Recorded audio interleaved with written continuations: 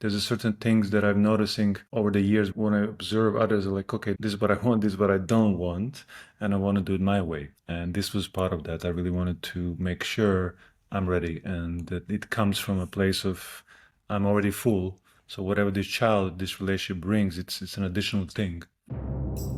Welcome to the Seeing in the Dark podcast, the podcast for the women of the ancient futures. Women that see beyond eyes and know beyond mind and are here to make a change from a deep communion with the mystery of life. Seeing in the Dark is about walking paths that have not been walked before and daring to show up for the mission and dream life that is knocking on your door. My name is Nicole Nyima Costerus, mystic, medium, initiated priestess, and here to take you into the mysteries of purpose, power, ritual, and intuition. May you embody your own unique essence so deeply that your vibration naturally teaches, inspires, and assists others. Let's dive in. Hello everyone, welcome to this week's episode. I'm sitting here together with my family. It's the first time that I can say it like that. My partner Nemanja and our 2-month-old daughter Shade. And we are really excited today to share with you about our process on becoming clear on whether to have children or not. This was for me, and if I can speak for you, not something that we were immediately clear on. In the last few months, we received actually questions about it, like how did you become clear? I received questions. I don't know about you, Nope. but but it inspired me to create an episode about the process that we've went through to come to our yes for becoming parents. So this is an episode for you if you feel you are in that process of do I want kids or not, or simply maybe when you're just curious on how we came to that decision. So sometimes I bring on my partner, and like I said in the previous episode around our family, was the connection that I had with Shade 5.5 years before she was born. And in that episode, I already mentioned we're going to share about some things about becoming parents, about my birth story, the connection I had with her before she was born, even the conscious conception process that we've been going through. These are topics that we're going to share about over the coming weeks and months. Maybe years, let's see. But today, the process of having children, yes or no. And I would like to start with kind of rewinding back to my teenage years. And I feel curious also for you in your teenage years or your early 20s. How are you feeling about children? Because when I was a teenager, I had quite some friends around me that were moms, very young moms. So when I was a teenager, I knew for sure I wanted to have kids. And I even had the feeling that I might become a teen mom because I was surrounded by quite a few women that were mothers very young. And I thought I will also be a mother very young. That didn't happen in the end. But my journey into adulthood started with a very clear yes for children. What about you? I I always liked kids. I really enjoyed being with kids, and kids always enjoy being with me actually. So they were always playful with me, and I think it's for me very natural to tap into that spirit, that children's spirit. So I don't know if I always wanted kids when I was a teenager. At least I don't think that was my priority at all. I was more focused on things I like to do, my purpose, and especially in my 20s. But of course, the I would say natural call would be if I tap into that. I think I always wanted kids. I think it's a natural biological longing of the body. And when I did that, when I was in certain relationships, I felt I would love to do that, but I really wanted to do it in a way that's also right for me, that is also the right partner. And I had moments when I was thinking, hey, that's the right partner, but actually deep down now I know it's not. And so I was a bit of dancing with this topic, yes or no. And in my longest previous relationship before Nicole, in my marriage, I felt like at some moments I felt yes, but actually in the end I felt it's a no. Hmm. And so it was kind of back and forward dance with this team until now. And now I understand much better having a child, understand much better actually what occurred in the past and why did I come to this conclusion where I am now. So it didn't maybe come as natural as for Nicole, but I think deep down actually I did want to have kids, but with the right person in the right way that I think is right. Mm. Yeah, so for me, it started with that clear yes as a teenager. And I mean, if you're listening now, you might also be interested in this topic, and you might also know that this is such a big question. Like I said, for both of us, it wasn't a clear yes when we Mm, met. Because the more I started to go into my 20s, the less my yes I could feel. Like it started to become more of a no because I mm, really loved my freedom. I really wanted to stay free. This was one of my biggest things to wrestle with around becoming parents, yes or no, was this fear of losing my freedom. I really thought if I have a child, I need to give up on my mission, my business, my freedom, my lifestyle. It was basically the end of my life. mm, So with my previous partner before Nemanja, he really wanted to have kids as soon as possible. And that kind of, I felt pressured around that. So my small no turned into a big, big no in my later 20s. So actually, I think when I was, yeah, around my 30th, I started to travel. I started to live a location independent lifestyle. I started to work internationally. So at that point, I really was a no towards mm, becoming a parent. What I didn't know back then is my no was actually surrounded or coming from a lot of fears and a lot of assumptions about what parenthood would mean. And so I think we want to today also share a few things that really helped us to become clear on the yes or no. So it's not an episode where we all encourage you to have kids.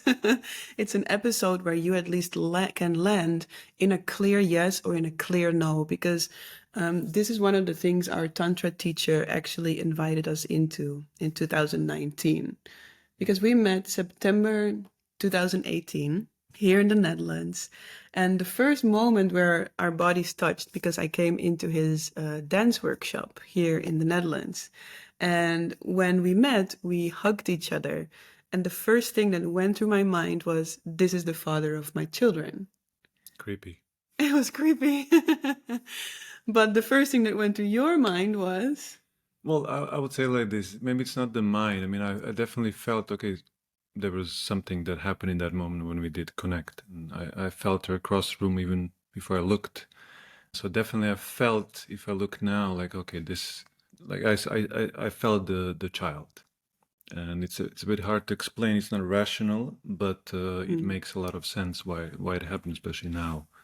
So it kind of was a gut feeling, which I think in that moment I did not want to fully acknowledge, but I know it was there.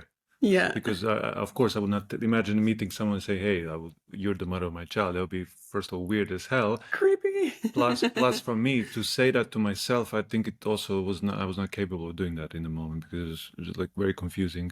Yeah. I did not plan this at all, and I enjoyed my freedom in that moment of my life.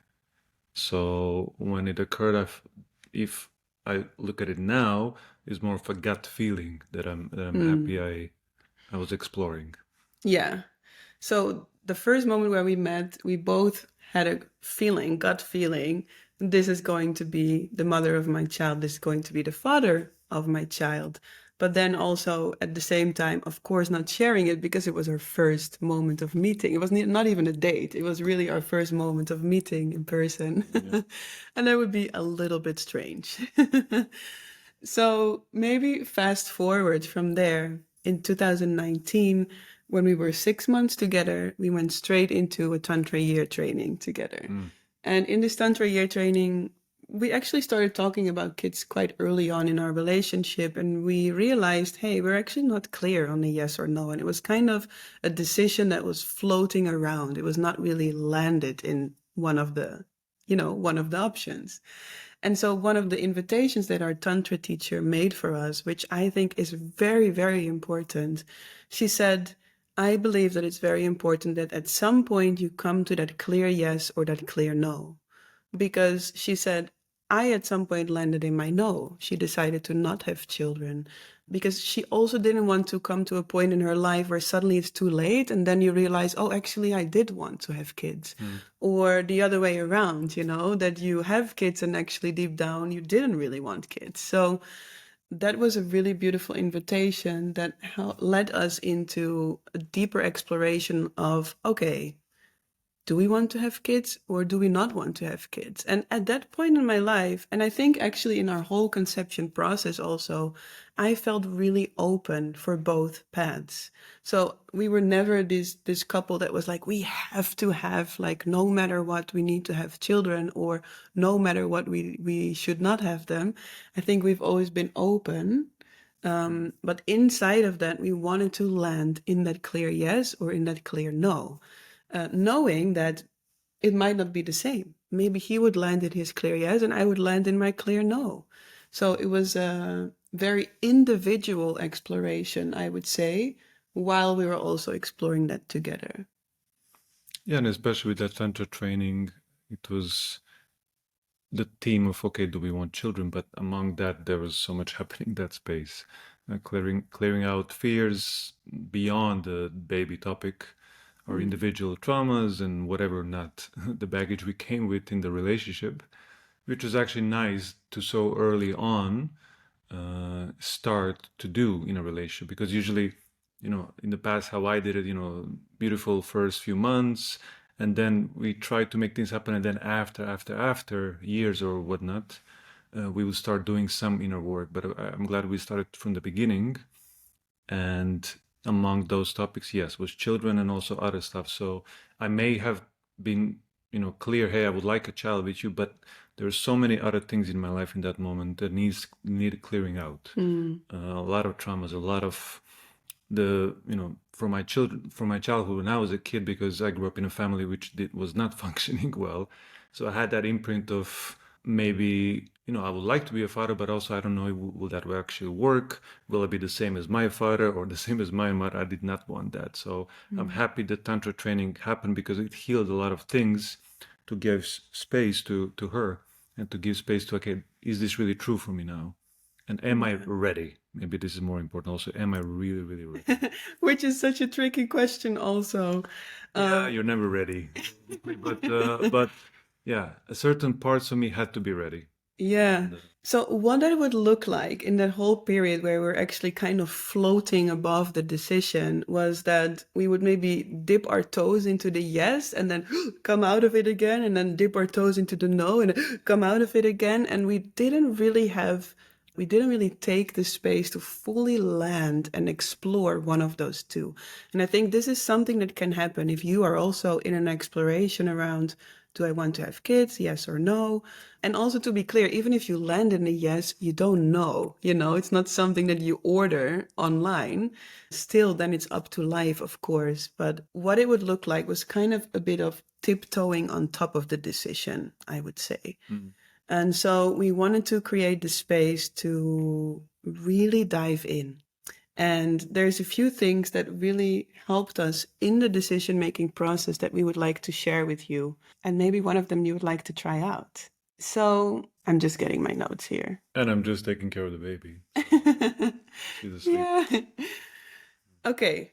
So, like Nemanja already named, I think one of the things that is really beautiful to do is to explore where your fears are around the topic of parenthood, but also where your fears are around maybe not becoming parents, right? Both decisions can be mixed up with fears. So some of the fears that I bumped into, I already named, was my fear of losing my freedom. It was the fear of not being able to live my purpose or my mission to the full extent. And there was definitely a fear of losing the lifestyle that we were living.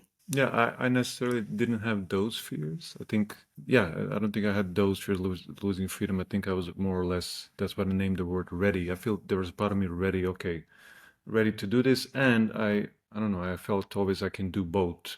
I feel with the right partner, the right lifestyle, and also the work that I do, I felt like, actually, I feel I can do it all. And of course, fear was there anyways. But What kind of fears? Can you give an example of a fear that would show up for you? one of the main ones was that I'm gonna be in a similar failed marriage like my parents did. I think that was one of my biggest ones. I still feel a glimpse of that in my space. And after that was like, I'm not gonna be a good father. I'm not gonna be a present father. So there's a lot of past fears from my childhood, what I did not want to experience, which I had. So my not present father, not a good marriage, also a lot of, not violence, but there was a lot of like painful things happening in their marriage. So it affected me a lot. So these things I did not want for my child. So those were one of my fears, like, oh shit, if I do it, will I be the same? Because often you hear like we are the children of our parents, we do the same as they do one day, but I did not want that. So that was one of my main biggest fears. Yeah. Another one that I wrote down here in the notes was to explore where your assumptions are. For example, one of the assumptions when you land in the no could be that you end up be feeling lonely in your life. I remember when I was in this decision-making process of having children, someone in my family said, yeah, but if you will not have children, then you will be so alone when you're older, at an older age, right? So that could be an assumption. An assumption in the yes could be that also so many people actually told me that when I was pregnant, they would come to me and they say, oh, your traveling lifestyle is over now. Or they would come to me and they said, oh, I don't know, there's these different assumptions that we can have about what becoming parents means. Yeah, I understood there was a lot of sacrifices that are going to be have to made. I mean, sacrificing sleep. Sleep is one of them. You sacrifice a lot of sleep for that, Yes. and other things perhaps that I didn't want to. But yeah, I definitely always had an image.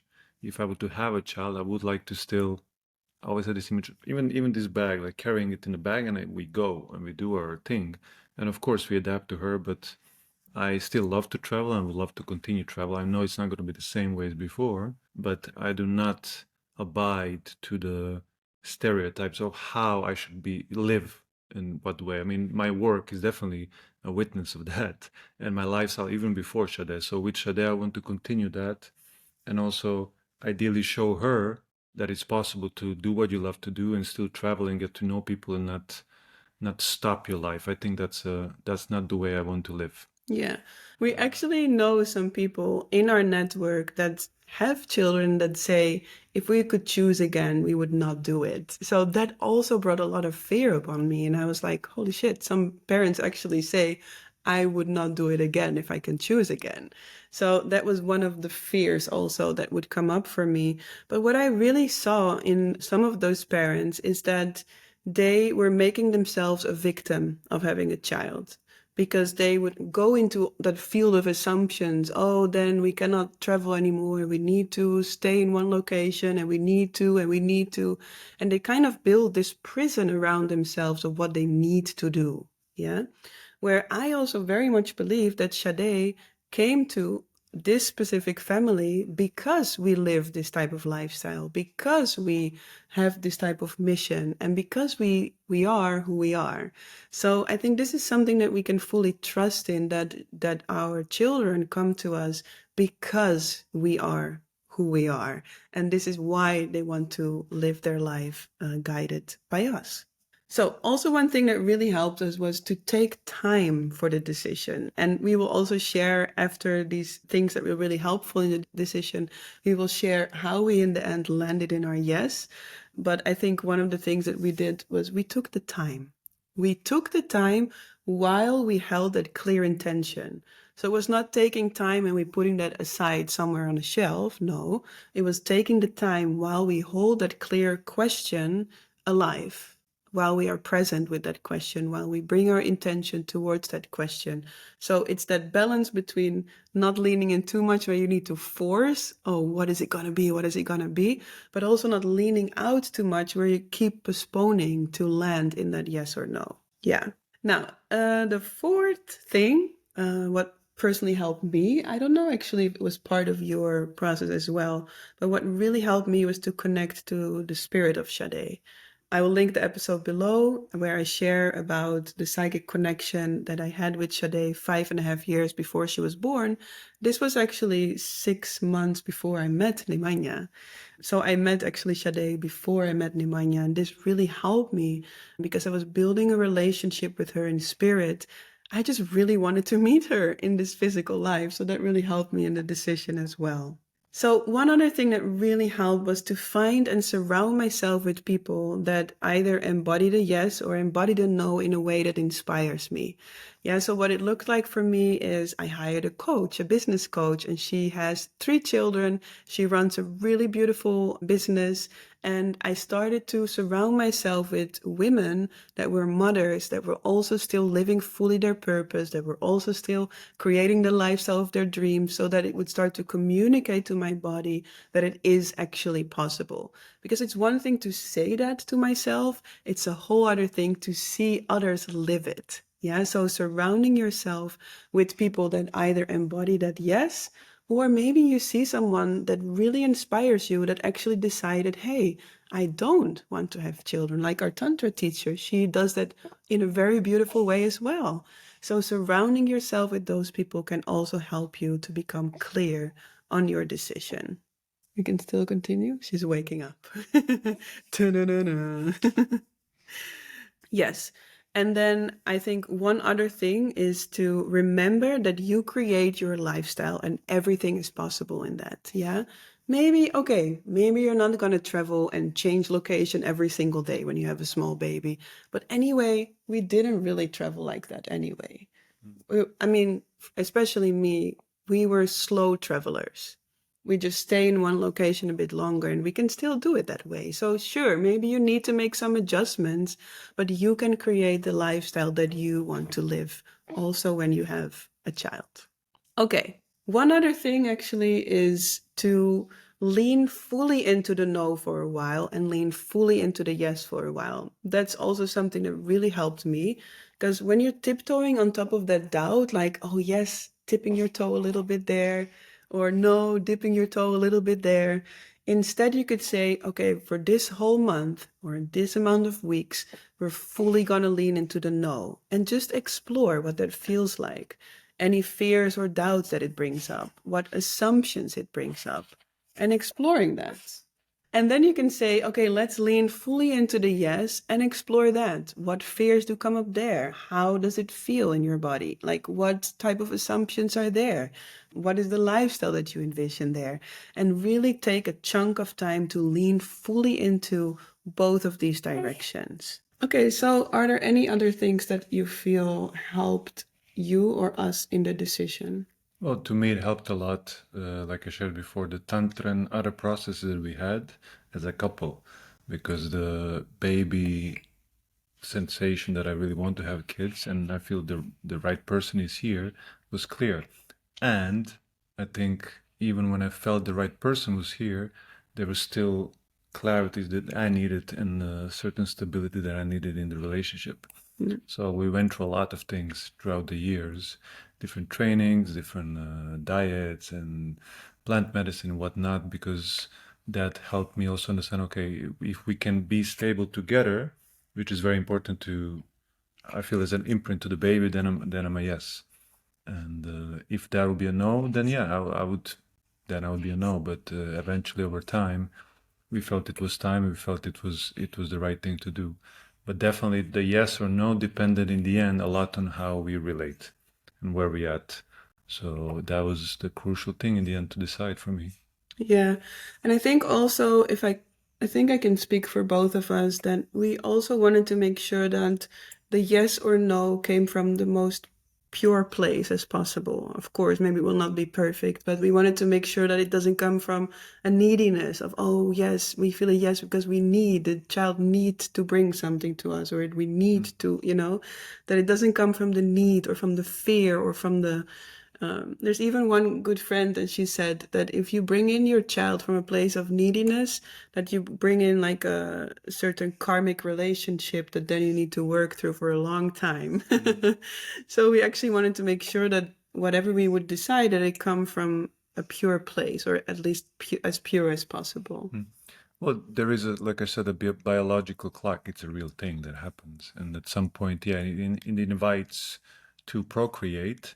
Yet at the same time, for me, it was, I don't want to have a child just because it's time, or I don't want to have a child because I might end up alone, or whatever that means. I don't want to have a child because we're in a relationship for 5 years. And there's a certain things that I'm noticing over the years when I observe others, are like, okay, this is what I want, this is what I don't want, and I want to do it my way.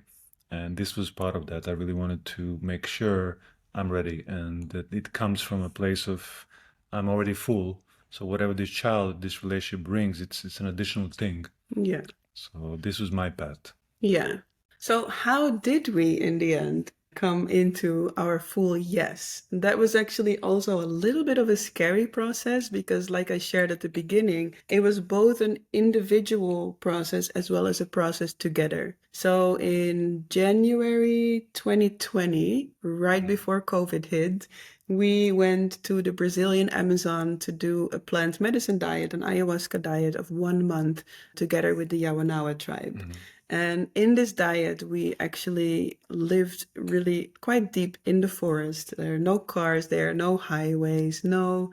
The part in the forest where we lived was no electricity, no showers, no toilets. Everything was like we had a little wooden cabin, and that was it, with a group of 20 people, 20 something people. And so we had our own cabin. We didn't sleep together. We also were not allowed to have sex together. So we were Yeah, no kissing, basically no no intimacy, nothing. intimacy whatsoever. Mm. So we decided that we go into the diet to take that question with us. Do I individually and Nemanja individually want to have children? And we would bring this question into our ceremonies, Mm. into the whole process of the diet. And we decided that we would not share the answer with each other until the end of the diet so that we are not influenced by each other's decision. And I remember for me, it was very simple. The first ceremony, I felt a very clear yes. And that yes actually stayed throughout the whole diet. It was clear, Mm. very clear yes. There was no doubt about it.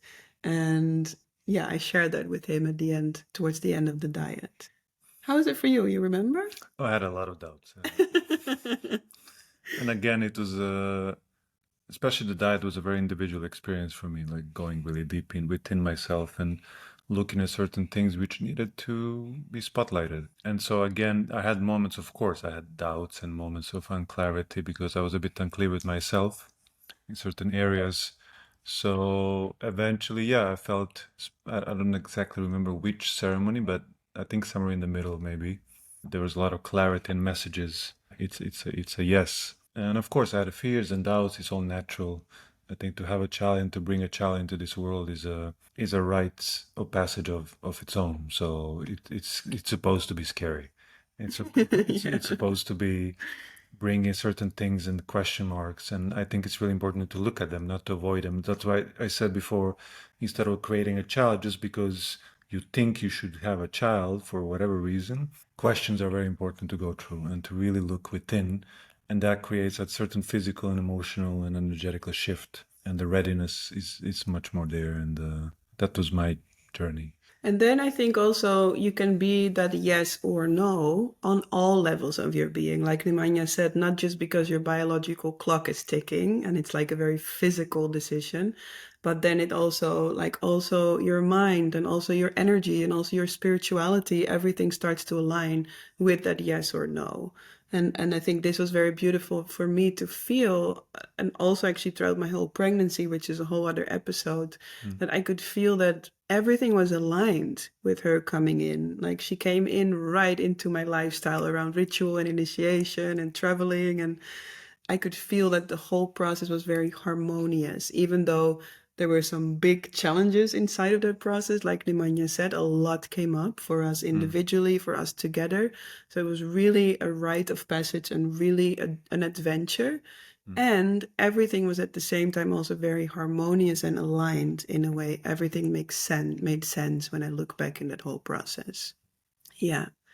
So one thing that was also again a recommendation of our Tantra teacher when we came out of the 1 month plant medicine ceremonies, she said, take at least 6 months to let this decision land and integrate, because you come out of plant medicine ceremonies, and that's a certain high or a certain dream world or a certain interdimensionality that needs a bit of time to land fully and integrate fully. So we decided to take at least 6 months, which in the end became 2 years of really integrating that decision. And it took another 2 years before we actively started to welcome Shade into our life. And then it took another 1.5 years before we actually were pregnant. Mm.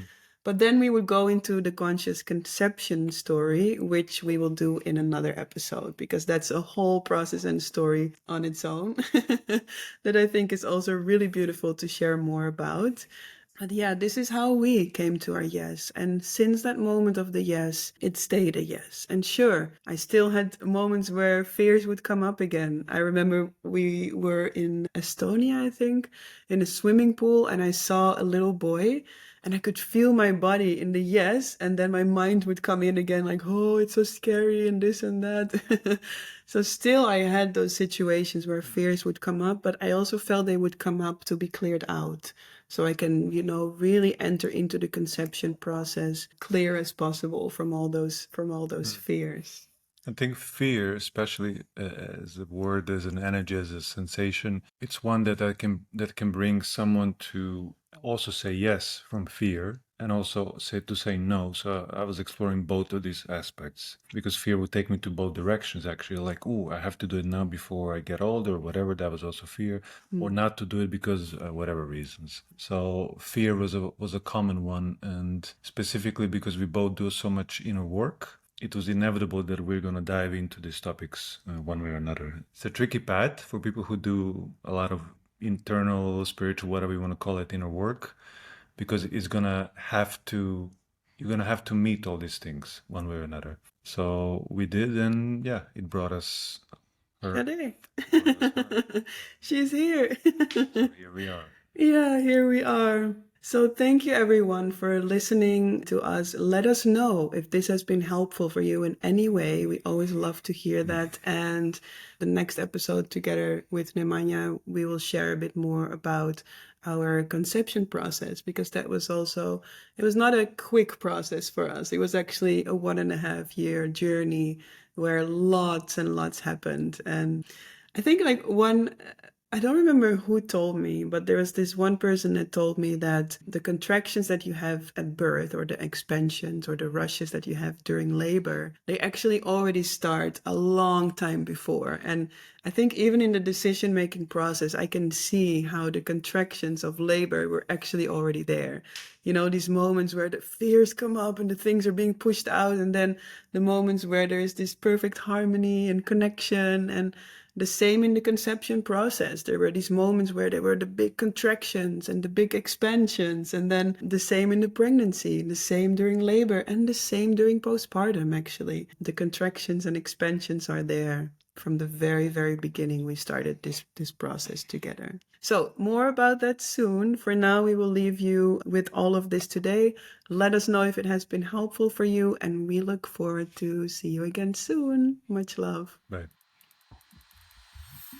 Did you receive any inspiration, motivation, or powerful breakthroughs by listening to this episode? Then please share this episode by taking a screenshot and tagging me in your stories at nicole.nyima.costerus.